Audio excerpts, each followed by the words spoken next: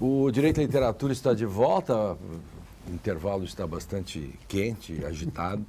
O tema utilitarismo é um tema que sempre causa polêmicas. Henriette, você acompanhou a discussão aqui do Adriano, que é da filosofia, é decano da filosofia da Unicinos, mas que também fez faculdade de Direito, o professor Bolzan, que é da ciência política e do direito, e você é da letras e alrededores. É interessante a gente pensar assim, por que é que nós precisamos nos socorrer da literatura, né? Porque a literatura, ela trabalha todas as grandes questões, né? E nós podemos, inclusive, estudar filosofia, estudar direito através da literatura, porque está ali representado, figurativizado, aquilo que é o pensamento humano dominante em cada época, em cada período. Tá? A Mary Shelley, ela é filha de um dos grandes representantes do utilitarismo, tá? Do Golding. É pai dela e, portanto, a narrativa dela vai ser recheada desses elementos. O pai dela foi prêmio Nobel. Que faziam parte... Que faziam parte, inclusive, do seu contexto familiar. Né? Então, nós vamos ter presentes todos aqueles elementos que vão estar escritos nas obras teóricas, que têm uma abordagem temática. No texto literário, nós temos isso figurativizado, o que muitas vezes facilita a nossa compreensão. Né? Perfeito, perfeito. Deixa eu pegar um gancho aqui, porque para a gente continuar, antes nós vamos entrar em questões mais filosóficas adiante, mas situar historicamente o utilitarismo, que isso é importante. Nós estamos lá num momento em que a sociedade civil tem que se organizar de uma maneira mais independente aos valores calcados de uma autoridade religiosa. Então, quando você está nessa situação, quer dizer, você está criando, como o Estado tem ações de Estado, e as ações de Estado são, em tese, impessoais, essa impessoalidade remete ou cria o problema de você se orientar por que valores. Então, a ideia de que você, quando faz uma ação de Estado, você tem que medir consequências, leva, naturalmente, a que você tenha, que era o Bentham queria. O Bentham na verdade, uma pessoa genial, e ele queria fazer um cálculo disso. Como é que nós vamos fazer a melhor ação? E quando ele descreve o utilitarismo... A ação tem que causar felicidade e bem-estar. Bem-estar, etc. Não era uma coisa simplista no sentido do bem-estar, digamos, venal só. Não, é alguma coisa que, no longo prazo. Então, ele tem técnicas, querem achar técnicas para isso, para que o Estado produza as melhores ações. Então, a pergunta quer dizer, a literatura do período reflete um pouco esse nosso debate por como é que a gente vai se organizar e vai tomar decisões com base num conjunto de valores que não estão fixos, porque o Estado aceita o cidadão, nós estamos falando da Inglaterra, a igreja, já é uma igreja inglesa, mas ali há uma laicização muito forte do elemento político. Como lidar com esses valores? As consequências. Claro. E aqui eu ponho só uma coisa para racional por trás. Isso. E eu ponho uma coisa importante, que é o debate que acontece, que é o utilitarismo é considerado uma teoria moral muito boa para as ações de Estado, mas não muito boa para as ações individuais. Então, isso é um ponto muito interessante.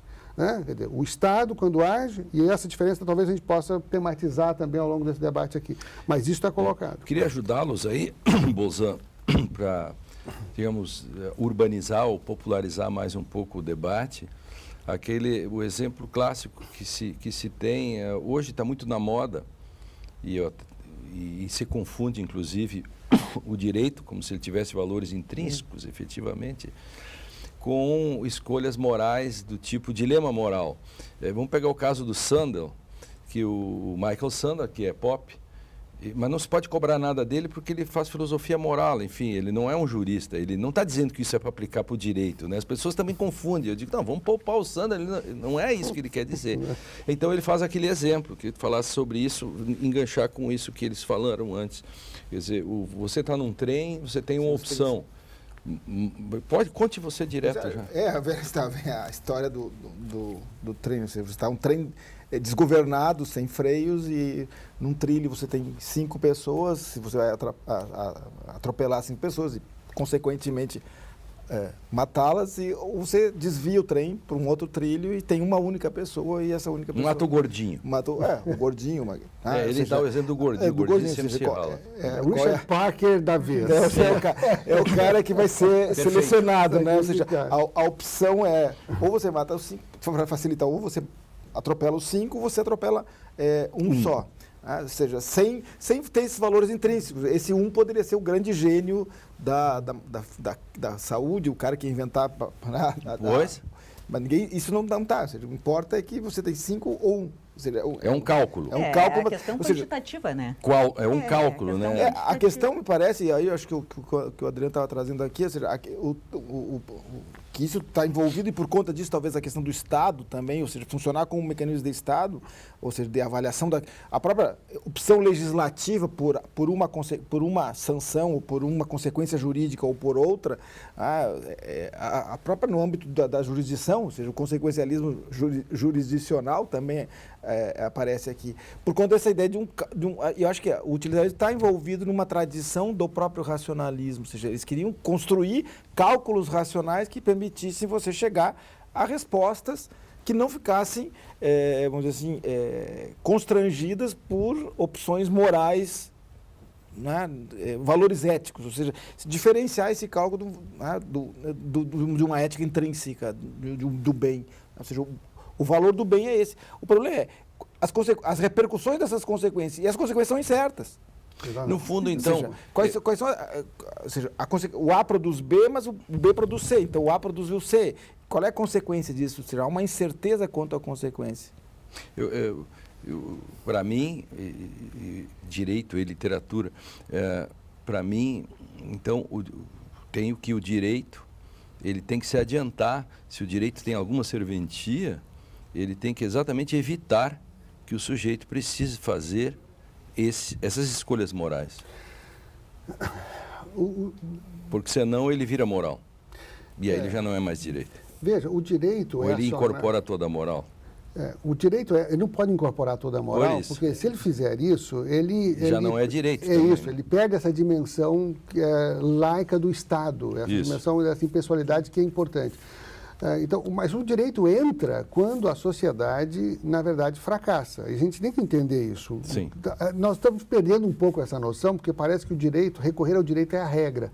Não deve ser a regra, é a exceção. Quando as relações humanas não funcionam, a gente não conseguiu resolver de maneira alguma, você chama alguém para dirimir. A judicialização da vida cotidiana tem a ver com isso. Sim. Que se você, ao invés de o cachorro do vizinho está latindo, você tem que discutir com o vizinho e se não levar para o juiz decidir se o cachorro deve ou não deve latir. Claro, porque o juiz vai ter que decidir de uma maneira que é uma instância externa a esse conflito e de uma maneira que vai ser, no final das contas, utilitarista.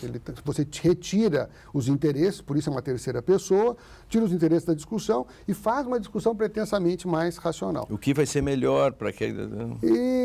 Agora, essa racionalidade é uma racionalidade vazia. Isso. Então, depois eu volto ao tema da racionalidade, que é bem interessante.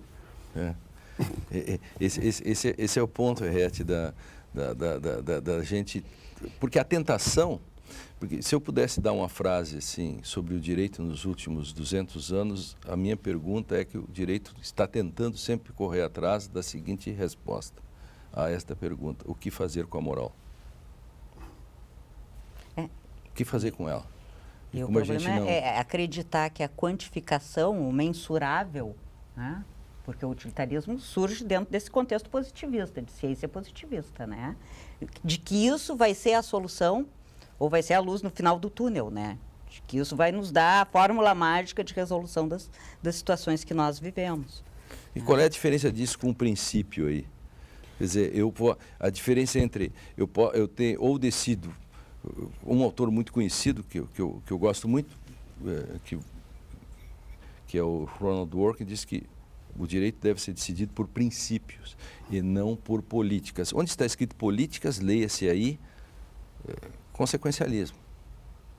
Ou eu não posso medir simplesmente a minha resposta pelas consequências que isso darão. Antes disso tem um princípio.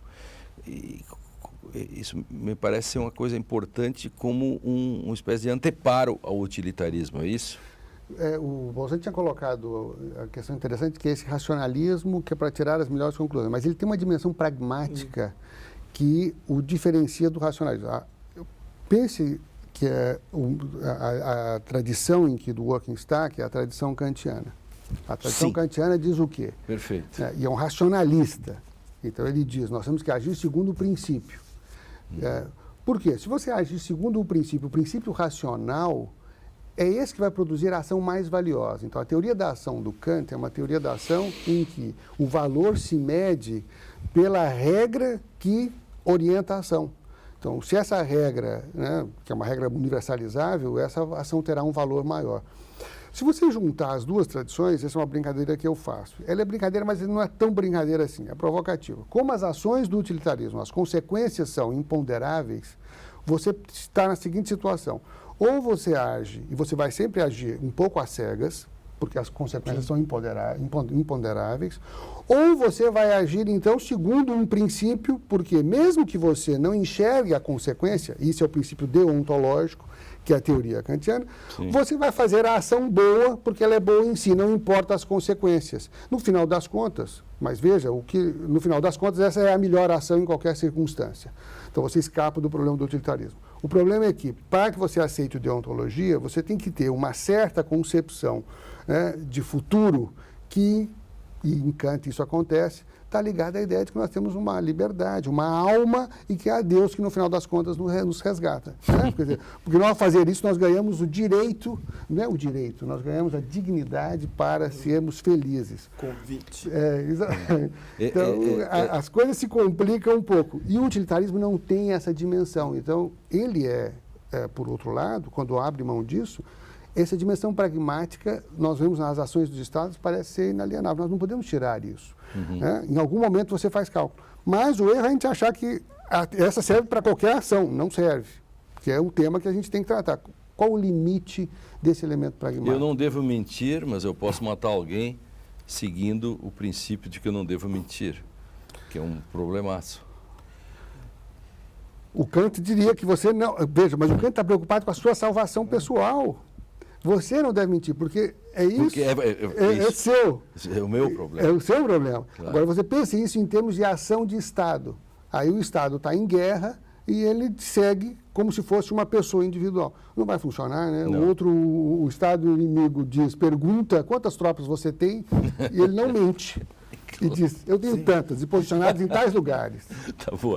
Henriette, depois eu quero falar sobre o problema do prazer e da dor, que é um problema também. O prazer e a dor, Bolzano.